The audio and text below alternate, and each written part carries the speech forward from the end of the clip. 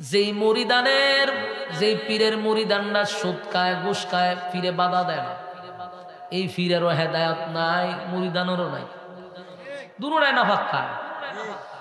আল্লাহ, আমি একটা কসম করে হইতাম, আমি এরকম ফির আমার ডাইনে বামে বহুত আছে, এটির প্রত্যেকটা মুরিদান সুদকুর এবং পিএইচডি করা সুদকুর। হেরার কাছে মুরিদ, এরা বলছে বালা আলেমদের কাছে মুরিদ হয় না, কারণ জানে জুতা দা বাইরিয়া দূরে দিব।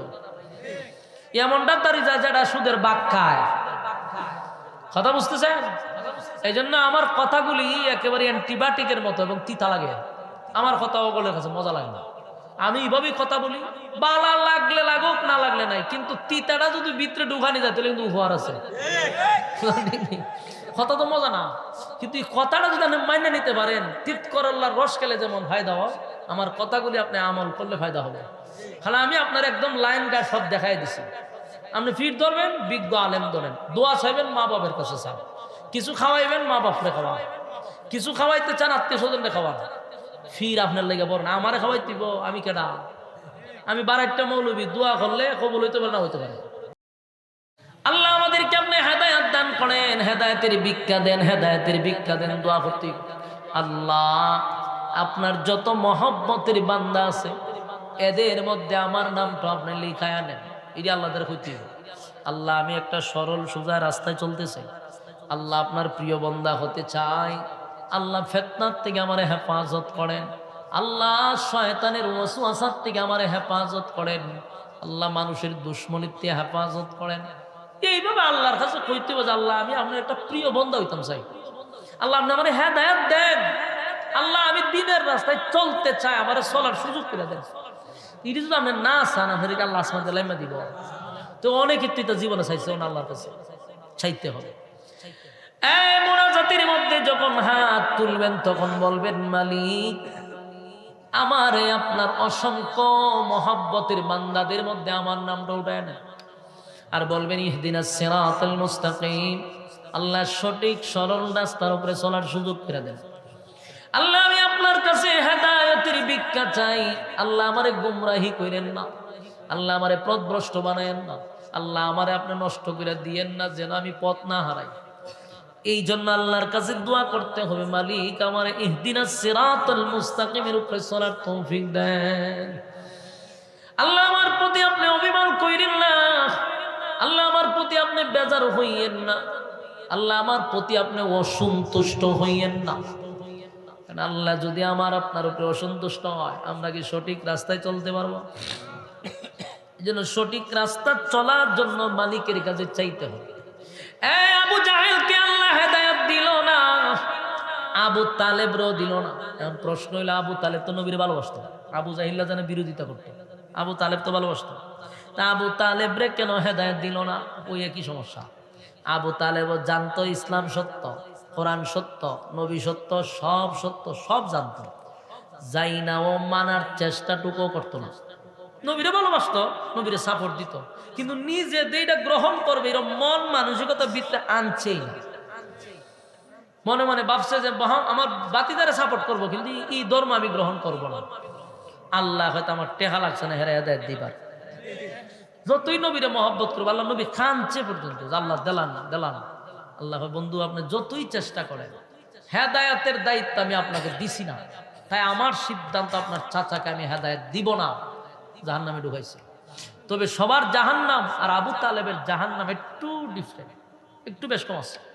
বেশ কম হলে আমরা ডাইরেক্ট আগুনের ভিতরে জ্বলবো, আবু তালেবের শরীরে আগুন লাগবে না। আবু তালেবের শুধু পায়ের তলায় দুইটা স্যান্ডেল পরানো হইবা আগুনের। কেন? কারণ এমন কোন জায়গা নাই যেখানে নবীরে স্পর্শ করে নাই, কুলে নিচে জড়ায় ধরে ঘুমাইছে, এই শরীরে আগুন লাগবে কেন? নবীর সম্মানার্থে দেখেন বেঈমান হইয়া মারা গেছে, এরপর নবীর সম্মানে শরীরে আগুন লাগবে না। নবীর যে ধরছে, আল্লাহ নবীর বরকতি শরীরের কারণে শরীরে স্পর্শ করবে না আগুনে।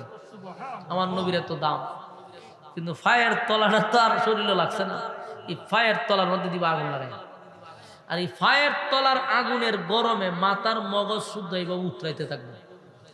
আবু তালেব মনে করবো যে জাহান্নামের সবচেয়ে শাস্তিটা বুঝি আল্লাহ আমারই দিছে, অথচ এর থেকে নর্মাল কোনো শাস্তি জাহান্নামে নাই, যে সর্বনিম্ন একটা শাস্তি।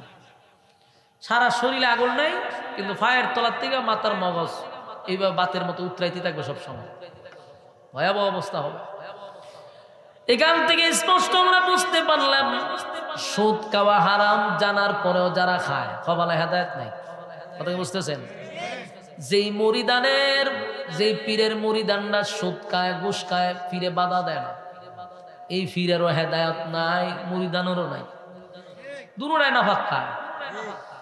আল্লাহ, আমি একটা কসম করে হইতাম, আমি এরকম পীর আমার ডাইনে বামে বহুত আছে, এটির প্রত্যেকটা মুরিদান সুদখোর এবং পিএইচডি করা সুদখোর। হেরার কাছে মুরিদ, এরা বলছে বালা আলেমদের কাছে মুরিদ হয় না, কারণ জানে জুতা দা বাইরিয়া দূরে দিব। এমন ডাক্তারি যায় যারা সুদের বাগ খায়।